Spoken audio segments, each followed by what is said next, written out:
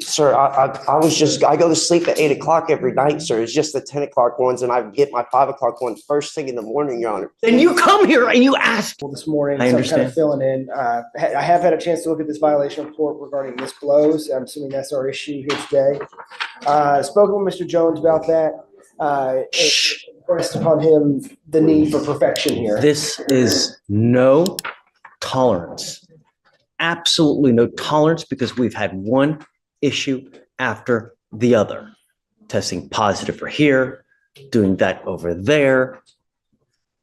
We've literally let you go over and over and over. And there's absolutely no excuse for the missed blows. How many missed blows do we have? Right here, we hit the breaking point. The judge isn't just irritated, he's laying down a zero-tolerance standard. Why? Because this isn't a first mistake.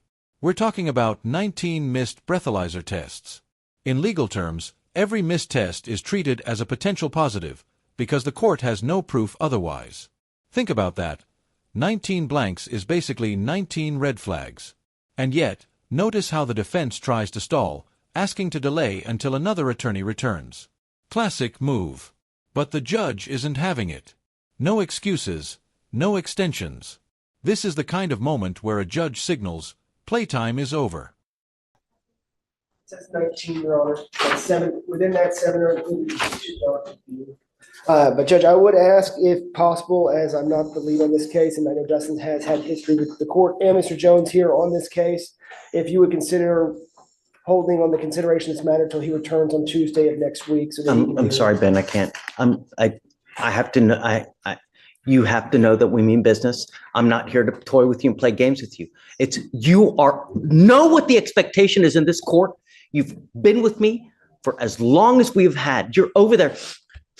Because I have a cold, Your Honor. Cold weather. I apologize, sir. Can I please speak on the breathalyzers? No. You know what the expectation is. You have 19 missed tests. That's it. I'm sorry, Ben, I can't. You're here in his stead. You're a capable and outstanding lawyer. I have the utmost respect for you, but 19 missed tests are 19 missed tests. And I've been telling him since the absolute beginning, there's just no tolerance. Oh, please, No. With you.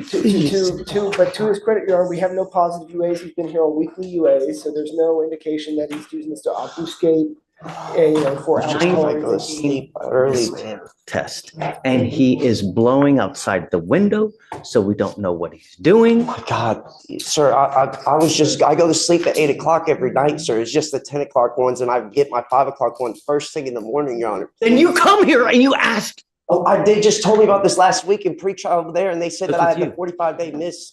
You have 19 missed blows, dude.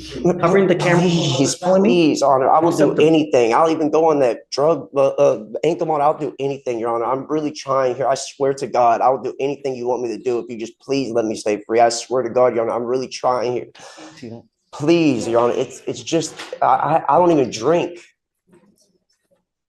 This is where courtroom drama turns into raw human desperation. The defendant pleads, swears on everything he loves, even begs for an ankle monitor. On the surface, it sounds heartbreaking, someone claiming they don't even drink, just trying to comply. But here's the moral dilemma. Should emotion outweigh evidence? The judge's job isn't to feel sorry, it's to enforce accountability. And while the defense highlights no positive drug tests, the elephant in the room is the pattern. Skipped tests, missed blows, blurred camera feeds. Do you believe this is a man honestly trying, or someone gaming the system? Comment below. What's your verdict? From the 15th of November, you have been skipping tests. You have been to this court. I go to sleep at 10 o'clock, and I still did the ones later on when I would wake up, and they told me this just last week, Your Honor. I swear to God. I swear on everything I love. You know. Please give me a chance, Your Honor. Testing schedule is, and I've given you one I started pass after the other. He goes with you. No. Oh my God. Your Honor, may we discuss setting a new bond? Of course. Oh my gosh. Why? Please, I'm trying here. I'm trying to do everything. Goes with you. Oh my gosh. Bond is at 5,001 now because of the prior violations. I'll now set it at 10,002. I'm sorry, Ben, but he's tested positive literally over and over and over. He continues to test positive for marijuana. When I've told him to stop, he's tested positive for opiates. He's tested positive for this. Now he's skipping blows. He has obscured the camera as well? It's not necessarily that he's obscured the camera, but it's too dark to view it. It doesn't mean that there's. It's the same thing. If we can't see you in the camera, then you're fooling. And I'm done with the fooling. That's it. I know that Dustin's gonna be pissed, but I mean, I've got it in black and white. And Dustin knows that it's no tolerance. Consider 7502, Judge, respond. Okay, Ben. Okay. Great. But he has to know that we mean business, man. If I let him go now, I'm enabling, and I'm not gonna do that. I can't. But fine. Because fine. All right, 7502. She sent me an email from one of If the. anything, have you done for your GED? And what I did for it, What have you done? I went to a class and then I tried to go yesterday. They canceled it and he also, You went the day before court. and I also went before. Judge, she's been going. She's been going before even the last court date, and we Prove it. I can text you. In this life, you are only as good as the proof that you don't have. If you don't have proof, you have. Did you catch that? The bond just doubled from $5,000 to $10,000. That's not just a financial penalty, it's a signal. Judges don't raise bond amounts lightly. It means the court sees a pattern of risk and unreliability. Here's the brutal truth. In court, your word is worthless without proof. The judge even says it directly. Spoken word means absolutely nothing. And that's the spine-chilling reality of the justice system. No matter how passionately you beg, what matters is receipts, compliance, and hard evidence. Let me ask you, do you think doubling the bond was fair? Or was it a step too far? Nothing. Spoken word means absolutely nothing. Judge, the instructor, I got an email from him that she sent me saying that she's been going to the classes and that class was canceled on the 4th yesterday. But she did, attempt to go to class. So she's been going. She did already take a test, and this is one where she did fail the first test.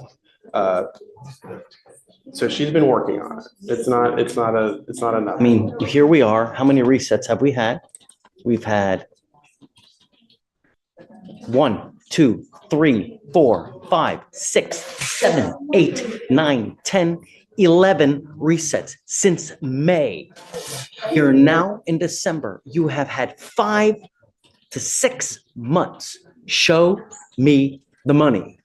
Otherwise, it's not going to go well for you today, Ms. Dixon. Show me. 5 to 6 months.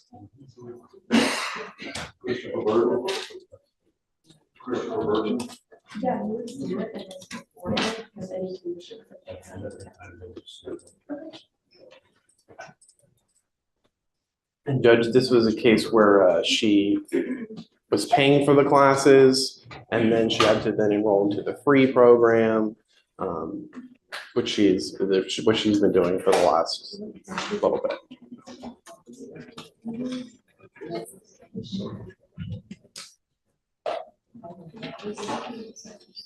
Are you playing Candy Crush? What's going on over there? Now I'm trying to text you. Texting who? The instructor, like what I'm supposed to show you. Cause I don't have no proof, like I don't have nothing. Tell me what have you done? I went to the class, Okay.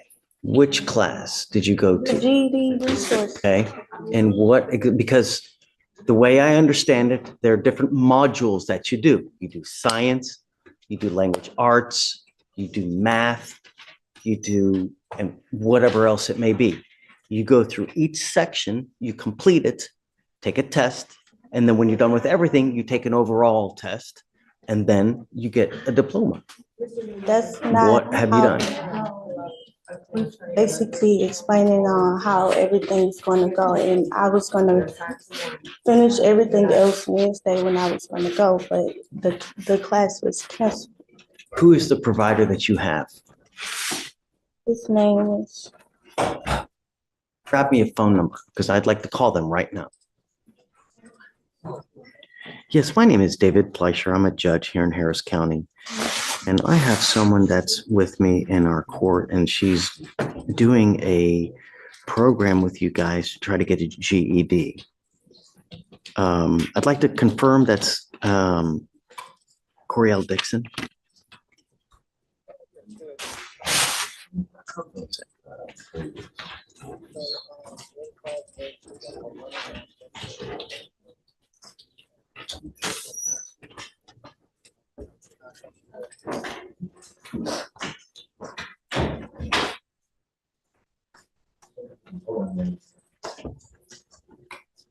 So Wednesday and Thursday, and then did you say every other Saturday?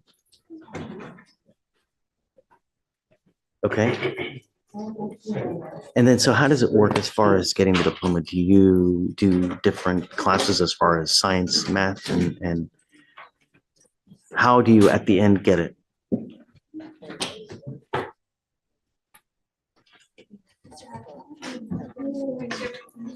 Can I put you, I have her in front of me. Can I put you on speakerphone so that she can hear this as well? Do you mind? Okay, hold on.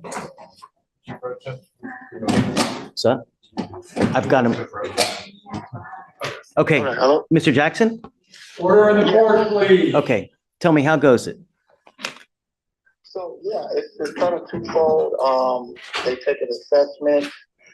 Based on that assessment, allows me to know where the student is as far as their grade level in math and in reading. Based on that, they go on 2 tracks.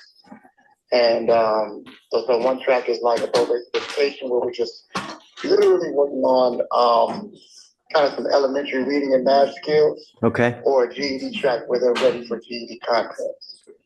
And so, yeah, and I usually just, go from there. I work with my GED students individually. And how long does the process take? And how long can we expect it? Well, so that's honestly kind of a loaded question. Depends on where they fall. I believe Coriel scored pretty well. Great. So yeah, and I've worked with people that have gotten the GED in 3 weeks. I've worked with people that got the GED in 2 years. I can't do 3 years. That's too much. Well, I know, I'm kidding. No, I understand that. She's been faithfully attending though. Yay or nay? Yes. Okay, Yes. great. And with some consistency, 3 to 4 months, maybe less. That sounds great. That's just me ballparking. I'd like to stick with it because I think at the end of the game, our goal here is that she ends with that diploma. And I think that would be a win for everybody. I'm calling you. I want to make sure that everything's going well, that she's attending, faithfully attending and doing well. And it sounds like you're saying that this is what's been happening. Yes. Great. Okay, so I'm just going to continue everything. Just continue to go, Miss Dixon. I mean, you got like what he's saying. If you continue at it 2 to 3 months, you'll end up with your diploma. Okay. All right. Thank you so much, Mr. Jackson. I really appreciate your help. You've been great. No problem, Judge. You take Okay. care. You too. Thank you, sir. Bye. Great. Good job. Just keep at it. Okay. So let's set it 30 days. I want to ride this through. You're so close to being through. All you got to do is see it to the end, and then everything great will happen for you here as well. Okay. All right. And just like that, the tone shifts. After all the fire and fury, the judge ends on a note of hope. Why? Because while missed tests bury a case, proof of effort, like attending GED classes, can resurrect credibility. The instructor's testimony gave the judge something solid to hold on to. That's the lesson here. In court, your future hangs on proof, not promises. What started as a brutal takedown ends with one last chance. Do you think this defendant will finally follow through, or is this just another stall tactic? Drop your verdict in the comments. And if this case stunned you like it did us, smash that like button, share your take, and subscribe for more courtroom breakdowns every week.